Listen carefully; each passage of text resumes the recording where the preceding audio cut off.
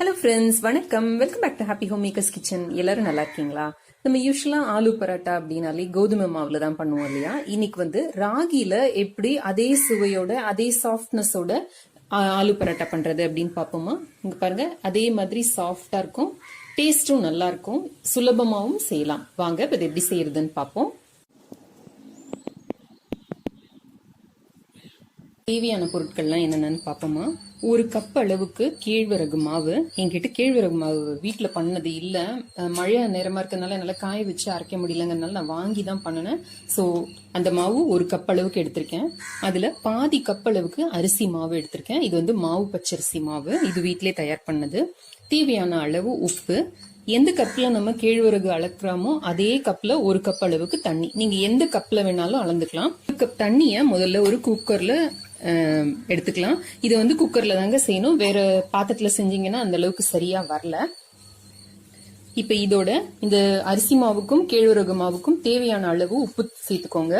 அடுப்புல அந்த தண்ணியை வச்சு நல்லா கொதிக்க வச்சுக்கலாம். இந்த மாதிரி நல்ல முத்து பதமா கொதிக்க ஆரம்பிக்கிறப்ப, இங்கிலீஷ்ல இந்த ரோலிங் பாயில்னு சொல்லுவாங்க பாத்தீங்களா, அந்த மாதிரி கொதிக்க ஆரம்பிக்கிறப்ப இந்த கேழ்வரகு மாவை ஃபுல்லா எடுத்து இதுல போட்டுடுங்க. போட்டுட்டு நல்ல சும்மா ஒரு தடவை ஒரு முள் கரண்டி இல்லை ஏதாவது ஒரு ஸ்பூன் வச்சு இதை கலக்கி விடுங்க. ஆஃப் பண்ணிடுங்க. ஆஃப் பண்ணிட்டு இதுக்கு மேல இந்த அரைக்கப் அரிசி மாவு எடுத்து வச்சிருக்கோம் பாத்தீங்களா, இதை அப்படியே போடுங்க. போட்டுட்டு இதை லைட்டா இப்படி கலந்து கொடுங்க. இப்ப நம்ம கேஸ் கட்டும் வெயிட்டும் போட்டு இதை மூடிடணும். இப்ப நல்ல வெது வெதுன்னு அந்த சூடுக்கு வந்துடுச்சு, கையால எடுக்கிற அளவுக்கு இருக்கு.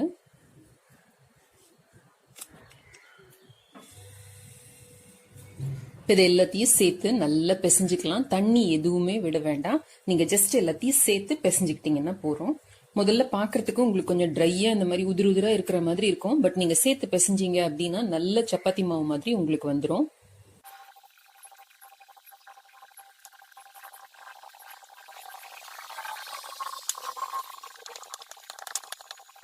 இப்ப நம்மளோட மாவு ரெடி.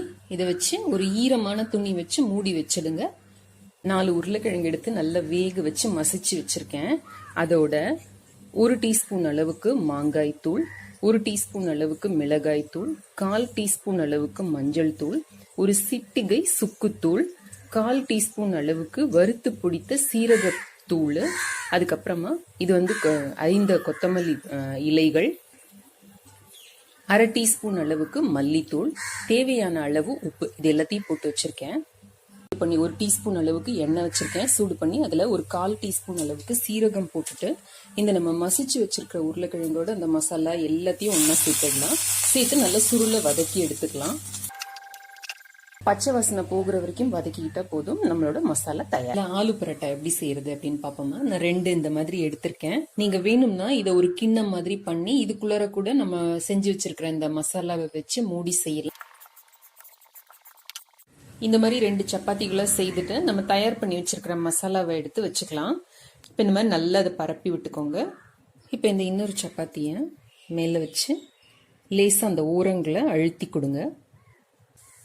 ஒரு பாதி இந்த மாதிரி அழுத்தினதுக்கு அப்புறமா இதுக்குள்ள இருக்கிற அந்த காற்றை நம்ம வெளியில எடுத்தோம்னா தான் இது பிஞ்சு போகாம இருக்கும். ஸோ இந்த மாதிரி லேசா மேல அமுக்கி கொடுத்துட்டு அதுக்கப்புறமா இந்த ஓரங்களை ஃபுல்லா கம்ப்ளீட்டா அழுத்தி கொடுங்க. ஸோ இந்த மாதிரி இருந்தால் நம்மளோடது பிஞ்சு போகாம இருக்கும். இந்த மாதிரி செய்துட்டு லேசா கையில தட்டி கொடுத்தீங்க அப்படின்னா இன்னும் கொஞ்சம் நல்லா அந்த ஆலு பரோட்டா பெருசா நல்லா காஞ்சிருக்க போட்டுக்கலாம். 2 பக்கமும் நல்லா வேகிற வரைக்கும் நார்மலா நம்ம செய்யற மாதிரி செய்து எடுக்கலாம். நம்ம இதுல சுத்தியும் கொஞ்சம் எண்ணெய் விட்டுக்கலாம். எண்ணெய் விடலைன்னா கூட இது நல்லா தான் வரும்.